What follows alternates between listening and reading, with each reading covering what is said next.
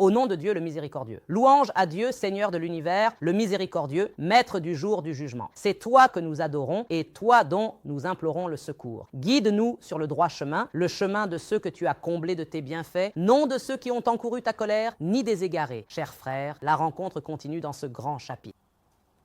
Et nous souhaitons rassembler les différents aspects de la discussion afin d'aboutir à la conclusion suivante. Le prophète, que la paix soit sur lui, n'était pas infaillible dans sa nature humaine, mais il l'était dans la transmission du message. Ô messager, transmets ce qui t'a été révélé de la part de ton Seigneur. Si tu ne le fais pas, alors tu n'auras pas transmis son message, et Dieu te protégera des gens. Quant à la fonction prophétique, celle de l'effort d'interprétation, où il agissait en tant que chef d'État, il arrivait qu'il s'écarte de la volonté de Dieu. Et, par respect pour la position du prophète, nous ne disons pas qu'il commettait une erreur, mais plutôt qu'il s'écartait de la volonté de Dieu, exalté soit-il. Alors la révélation coranique venait corriger cela. La question de l'infaillibilité du prophète est l'un des sujets qui, chez le grand public, a été associé à une religiosité émotionnelle envers la méthode. Ici, nous souhaitons mettre en lumière cette question de manière méthodologique, en nous basant sur la réflexion autour des versets du livre de Dieu, exalté soit-il, et afin que vous compreniez que cette question peut, à elle seule, renverser l'ensemble de la méthodologie chiite duodécimaine. Comme vous le savez, les chiites duodécimains ont fondé leur méthodologie sur un principe fondamental, un pilier central appelé l'infaillibilité des gens de la maison, al-Bayt. Si l'infaillibilité du prophète s'effondre, alors automatiquement l'infaillibilité des gens de la maison s'effondre elle aussi. Et moi, personnellement, lorsque je discute avec l'un de nos frères chiites, il ne m'est pas possible de débattre avec lui au sujet de l'infaillibilité des gens de la maison. Au contraire, je lui dis, viens, discutons, car les textes du Coran concernant le prophète, paix et bénédiction sur lui, sont disponibles. Viens, discutons de l'infaillibilité du prophète, paix et bénédiction sur lui, et si tu arrives à la prouver, alors nous passerons à l'infaillibilité des gens de la maison. Mais si tu ne parviens pas à la prouver, alors le pilier s'effondre dès sa base.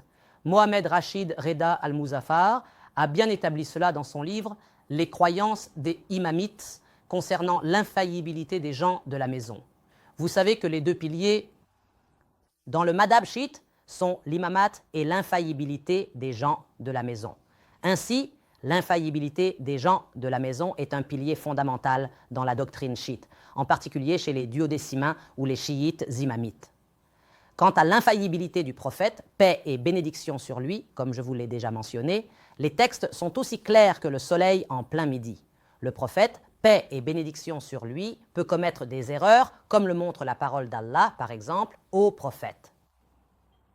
Pourquoi t'interdis-tu ce qu'Allah t'a rendu licite, cherchant à plaire à tes épouses? Et Allah est pardonneur, miséricordieux.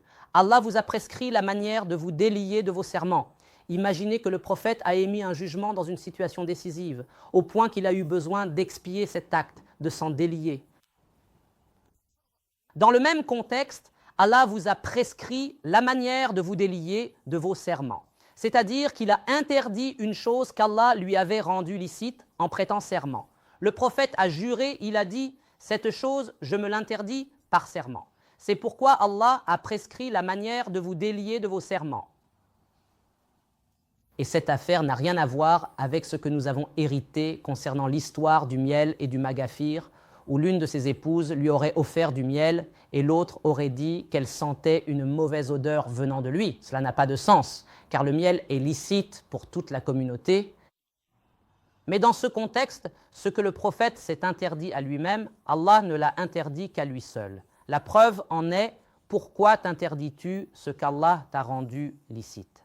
Pourquoi ignorons-nous le mot « à toi » Alors, de quoi s'agit-il? On le trouve dans la parole d'Allah. Et une femme croyante, si elle fait don d'elle-même au prophète, s'il veut l'épouser, ceci est un privilège pour toi, à l'exclusion des autres croyants. Voilà ce qu'est le « à toi », c'est-à-dire que le prophète, paix et bénédiction sur lui, avait la permission, si une femme se donnait à lui et qu'il voulait l'épouser, cela était permis uniquement au prophète.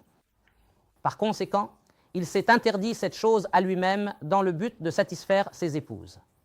Quant à toutes ses épouses et l'histoire du miel, cela ne concernait qu'une partie d'entre elles, car l'une de ses épouses lui avait donné du miel si l'histoire est authentique, et l'autre n'a pas accepté cela. Mais ici, Allah dit, tu recherches la satisfaction de tes épouses. Donc, c'est bien cette chose que le prophète s'est interdite à lui-même. Il cherchait à satisfaire toutes ses épouses, et cela était motivé par la jalousie, afin de ne pas introduire une autre femme dans le cercle de ses épouses. Ô prophète, pourquoi t'interdis-tu ce qu'Allah t'a rendu licite, cherchant à plaire à tes épouses? Nous avons également mentionné que le mot « lm » pourquoi n'est utilisé qu'après la survenue de l'événement. Qu'Allah te pardonne. Pourquoi leur as-tu donné la permission avant qu'il ne te soit clair qui sont les véridiques et que tu connaisses les menteurs? Mais si nous nous référons à la sourate At-Tawbah, lorsque le mot « le prophète » est défini, il est dit « Il n'appartient pas au prophète et à ceux qui ont cru avec lui de demander pardon pour les polythéistes, même s'il s'agit de proches parents. » Cette construction verbale dans ce verset diffère lorsque le mot « prophète » est indéfini. Il n'appartient à aucun prophète de tromper. Cette formulation est de nature préventive et n'implique pas nécessairement que l'événement se soit produit. Ici, prophète est venu sous une forme indéfinie, ce qui signifie que cela ne s'adresse pas exclusivement au prophète, paix et bénédiction sur lui, et il est possible que cela fasse référence à des prophètes qui l'ont précédé. Ainsi, ce sont des formulations d'avertissement. Il n'appartient à aucun prophète de tromper. Quiconque trompe viendra avec ce qu'il a trompé au jour de la résurrection. Et dans la sourate Al-Anfal, il n'appartient à aucun prophète de tromper. Qu'il ait des prisonniers avant d'avoir suffisamment combattu sur terre. Ici, nous disons que la transgression n'est pas venue du prophète, mais qu'il s'agit d'une formulation d'avertissement pour les compagnons, car le verset se termine par « Vous voulez les biens de ce bas monde ». Est-ce que le prophète veut les biens de ce monde? Est-ce que le prophète désire ce bas monde? Non, cela est arrivé de la part des compagnons lors de la première bataille, lorsqu'ils voyaient l'un des polythéistes aisés, capable de se racheter, avec beaucoup d'argent, ils cherchaient à le garder en vie de peur qu'il ne soit tué afin que la rançon puisse être payée. C'est ainsi que l'amour de ce bas monde est intervenu, c'est ainsi que la tentation de ce monde est apparue. Si nous essayons d'examiner les versets de la sourate Al-Anfal, cela devient clair, et même dans les livres de récits et de la Sira elle-même, par exemple, Abd al-Rahman ibn Auf. Abd al-Rahman ibn Auf, lorsqu'il a trouvé Umayya ibn Khalaf, a tenté de le protéger, tandis que Bilal, que Dieu l'agrée, voyait et disait « Umayya est la tête de l'incroyance, je ne survivrai pas s'il survit. » Au point que Abd al-Rahman ibn Auf s'est penché sur lui pour le protéger de l'épée de Bilal, mais Bilal a continué à le frapper avec son épée par en dessous jusqu'à ce qu'il le tue. Pourquoi ? Parce qu'il était un homme très riche. Je ne veux pas entrer dans ces détails historiques et les personnes ne m'intéressent pas en elles-mêmes, mais je m'en tiens à la parole du Très-Haut. Telle est une communauté qui a passé à elle ce qu'elle a acquis et à vous ce que vous avez acquis. Nous ne faisons que mentionner ce qui s'accorde avec cette méthodologie.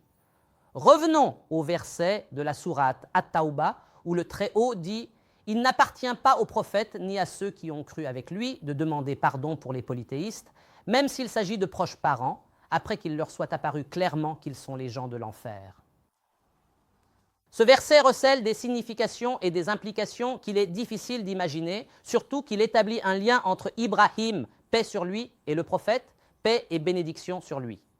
C'est un point que nous aborderons plus en détail dans le prochain épisode. D'ici là, je vous laisse sous la protection et la garde de Dieu. Que la paix, la miséricorde et les bénédictions de Dieu soient sur vous.